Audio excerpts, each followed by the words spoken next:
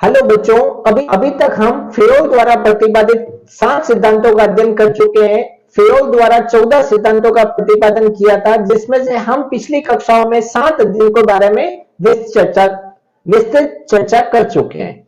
आज हम पढ़ेंगे फेरोल के 7 और सिद्धांत। तो देखो, सबसे पहला सिद्धांत है केंद्रीकरण और विकेंद्रीकरण। देखो बच्चों, केंद्रीकरण का मतलब क्या होता है। मान लो ये हेड है और इसके अंडर में बहुत सारे कर्मचारी काम कर रहे हैं, परंतु ये सारा जो हेड है ये परंतु ये जो हेड है सारे डिसीजन खुद ही लेता है।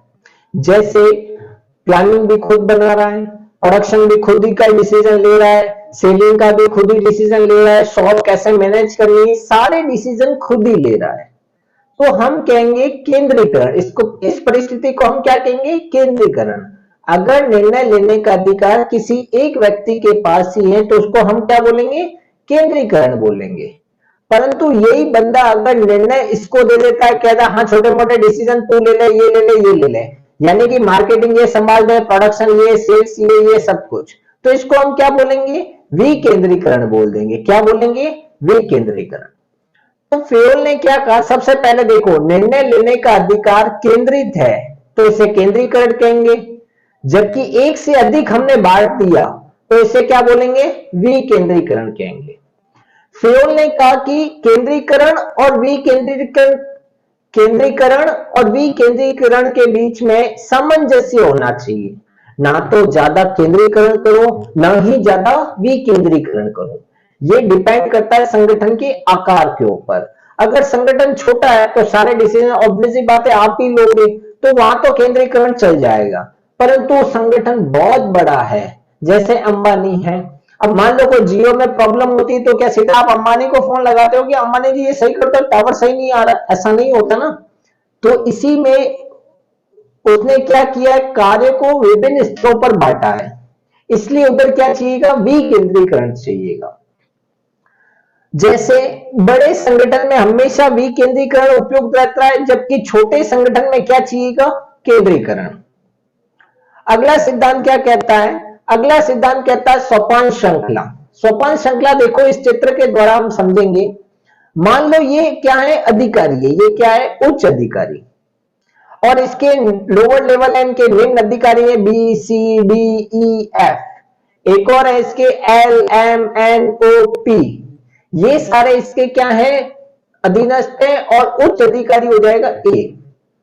फेरोल क्या कहता था, एक श्रृंखला में, फेरोल क्या कहता था, एक संगठन में संप्रेषण की एक श्रृंखला होनी चाहिए, बातचीत करने की एक श्रृंखला होनी चाहिए। मान लो अंबानी तक कोई बात पहुंचानी है तो पहले नीचे लेवल को, फिर ऊपर, फिर ऊपर, फिर ऊपर, फिर जाकर अंबानी तक बात पहुंचती है ना।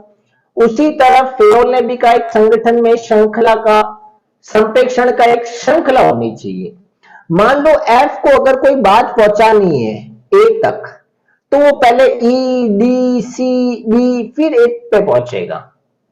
मान लो ई को बात पहुंचानी है ओ तक, तो ई पहले डी को बताएगा, सी को बताएगा, बी को बताएगा, फिर ए पे पहुंचेगी, फिर A L M N O के बाद में पहुंचेगी।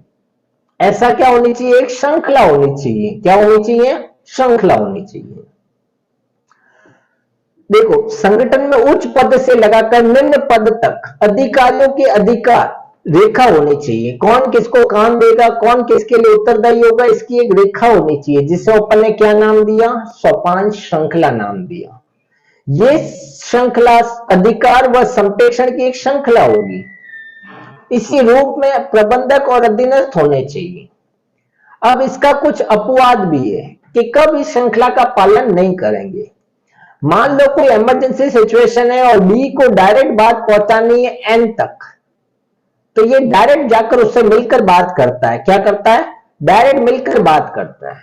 इसको हमने क्या बोला है, समतल संपर्क बोला, या गैंग प्लैंक बोलेंगे। क्या बोलेंगे इसको, गैंग प्लैंक। यदि कोई आकस्मिक स्थिति होती है तो डी एन से या ई ओ से डायरेक्ट संपर्क कहीं पे भी कर रहे हैं, तो इसको हम क्या बोलेंगे, गैंग प्लैंक बोलेंगे। ये एक छोटा मार्ग होता है जिससे हम आकस्मिक, देखो इमरजेंसी सिचुएशन है, आप इतना लंबा रास्ता लेकर चलोगे तो कब बात पहुंचेगी। तो उस केस में हम क्या करते हैं, डायरेक्ट संपर्क स्थापित करते हैं। जिसको हमने क्या बोला, गैंग प्लैंक बोला। अब हम पढ़ते हैं हमारा अगला सिद्धांत। देखो, व्यवस्था।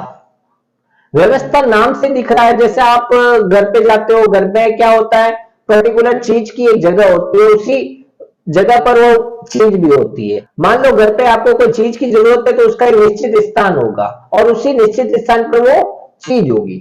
इसी तरह बिजनेस में, इसी तरह व्यवसाय में फेयोल कहता है हर किसी का एक निश्चित स्थान होना चाहिए और उसी निश्चित स्थान पर वो वस्तु भी होनी चाहिए। तो देखो, ये कहता है प्रत्येक के लिए निश्चित स्थान हो और प्रत्येक वस्तु अपने निश्चित व सही निश्चित स्थान पर हो।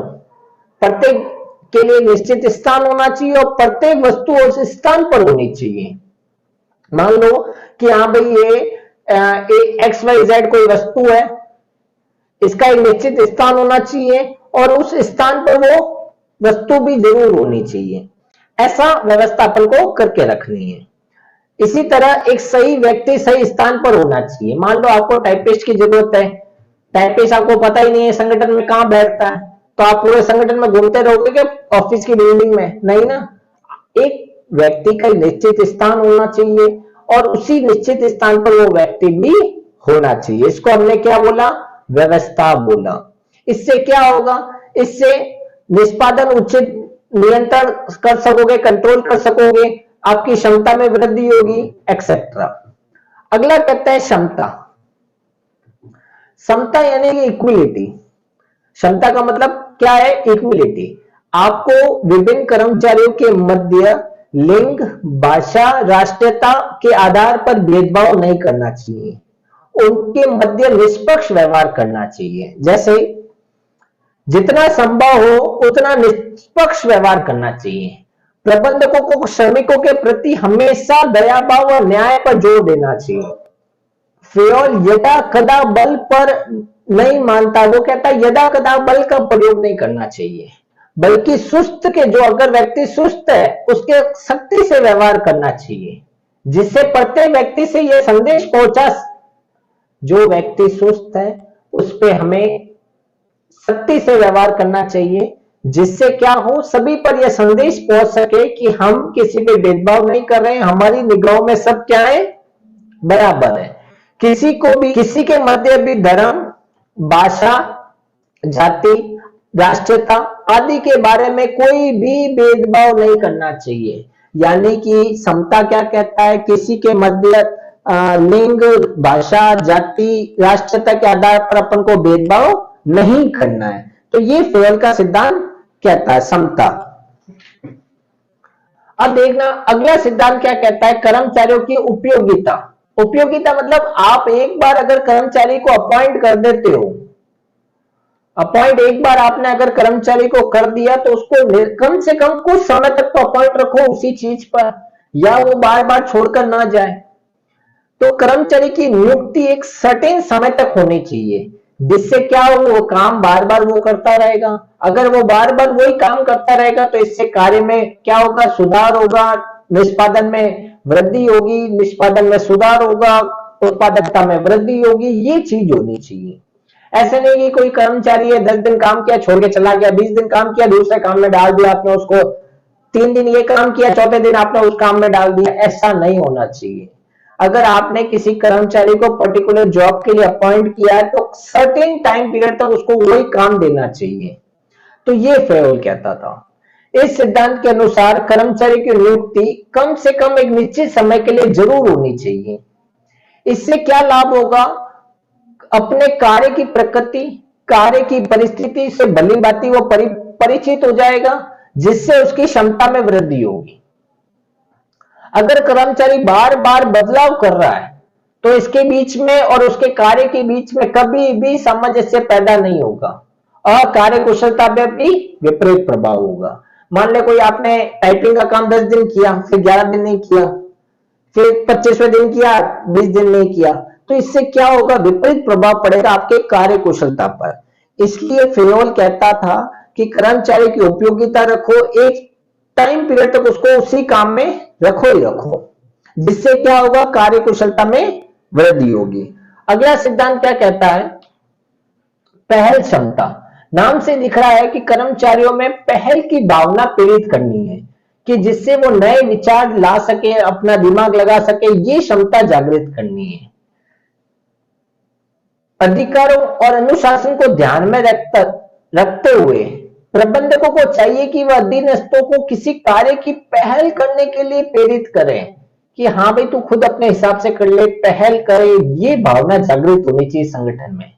इससे न केवल नए विचार आएंगे बल्कि अधीनस्थों की संतुष्टि की भी भावना जागृत होगी। और अगर कोई कर्मचारी सुझाव दे रहा है तो उसको क्या करना चाहिए? पुरस्कृत करना चाहिए कि हाँ भाई बहुत अच्छा आपने सजेशन दिया, आपको हम क्या कर रहे हैं? पुरस्कृत कर रहे हैं। अगला सिद्धांत क्या कहता है? सहयोग की भावना। नाम से दिख रहा है कर्मचारियों को प्रबंधकों के प्रति सहयोग करना चाहिए, प्रबंधकों को कर्मचारी के प्रति सहयोग की भावना होनी चाहिए। इन दोनों में मैं के स्थान पर हम का प्रयोग करना चाहिए। किसका प्रयोग करेंगे? मैंने काम किया, ये मैंने काम किया, ये मैंने किया, ऐसे नहीं करना चाहिए। ये कार्य हमने किया है, ये कार्य हमारे द्वारा किया गया है, ये पुरस्कार हमको मिला है, मुझे नहीं मिला, ऐसी भावना जागृत करनी है। तो कौन सी भावना जागृत करनी है? सहयोग की। फ्योल के अनुसार कर्मचारियों की एकता और पारस्परिक सहयोग की भावना को बढ़ावा देना चाहिए, सामूहिक कार्यों को बढ़ावा देना चाहिए, जिस मैं के स्थान पर हम का प्रयोग करना चाहिए। इससे क्या होगा? विश्वास व अपनेपन की भावना पैदा होगी। ये चीज फ्योल कहता है। अब अभी तक हमने 14 सिद्धांतों का पूरा कर लिया है इस चैप्टर के द्वारा। अब हम पढ़ेंगे फ्योल और टेलर के बीच में कुछ अंतर। तो देखना, पहला आता है संदर्भ कि हाँ भाई किस संदर्भ में टेलर ने दिया और किस संदर्भ में फ्योल ने दिया। टेलर ने अपने सिद्धांत और तकनीकी हमेशा याद रखना, इसको किसने ध्यान में दिया? इसने निम्नतर स्तर को ध्यान में दिया। जो लोअर लेवल है उसने इसको ध्यान रखा। टेलर ने किसका ध्यान रखा? लोअर लेवल का।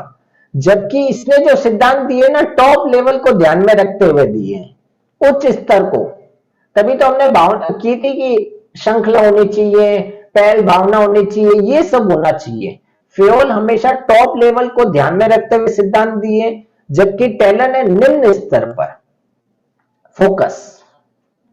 टेलर ने श्रमिकों की उत्पादकता पर फोकस किया कि श्रमिकों की प्रोडक्टिविटी कैसे बढ़ेगी, क्योंकि ये निम्न स्तर पर इसने संदर्भ दिया ना। इसने जो सिद्धांत बनाए लोअर लेवल को ध्यान में रखते हुए बनाए, तो श्रमिकों की कैसे उत्पादकता बढ़ेगी ये इसने ध्यान में दिया। जबकि फ्योल ने कुल प्रशासन पर ध्यान दिया। किस पर ध्यान दिया? कुल प्रशासन पर। आदेश की एकता इसने अनुसरण नहीं किया। आदेश की एकता नहीं, इसने क्या दिया था? आपको ध्यान होगा, कार्यात्मक फॉर्मेशनशिप का सिद्धांत दिया, जिसमें 4-4 करके 8 लोगों का समूह के द्वारा कोई भी कार्य करना चाहिएगा। 8 लोगों के द्वारा कार्य होना चाहिए कार्यात्मक फॉर्मेशनशिप में। जबकि इसने फ्योल ने क्या कहा था? आदेश की एकता होनी चाहिए, एक व्यक्ति का एक ही बॉस होना चाहिए, फ्योल ने कहा था। लागू होना, यह लोचशील है, विभिन्न परिस्थितियों पर लागू होती है, ये विशेष परिस्थितियों पर ही लागू होती है। जबकि ये क्या है? अधिक लॉसशील है, सार्वभौमिक है, सभी जगह यूज होगी।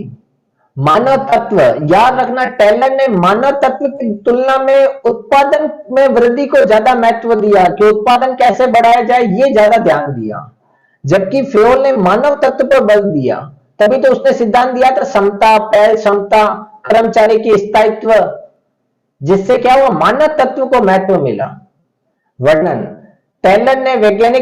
टेलर के योगदान को वैज्ञानिक प्रबंध के रूप में वर्णन किया जाता है। वैज्ञानिक प्रबंध के जन्मदाता किसे कहते हैं? टेलर को। जबकि ये सामान्य प्रबंध के सिद्धांत बोलते हैं इसको। इसके सिद्धांत कौन से होते हैं? सामान्य प्रबंध के सिद्धांत। वैज्ञानिक प्रबंध के सिद्धांत टेलर, सामान्य प्रबंध के सिद्धांत फ्योल। रचना का आधार याद रखना, इसने बहुत सारे अवलोकन और परीक्षण के द्वारा बनाए, जबकि फ्योल ने अपने निजी अनुभव के द्वारा सिद्धांत बनाए। तो इस अंतर से आप दोनों, तो इसके द्वारा आप दोनों के मध्य अंतर कर सकते हैं। तो इसी के द्वारा हमारा ये चैप्टर समाप्त होता है। अगर आपको ये वीडियो थोड़ी भी यूजफुल लगी हो तो आप हमारे चैनल को सब्सक्राइब कर सकते हैं और अपने दोस्तों के साथ शेयर भी जरूर कर सकते हैं। इसी के साथ हम मिलते हैं नेक्स्ट सेशन के लिए, तब तक के लिए धन्यवाद।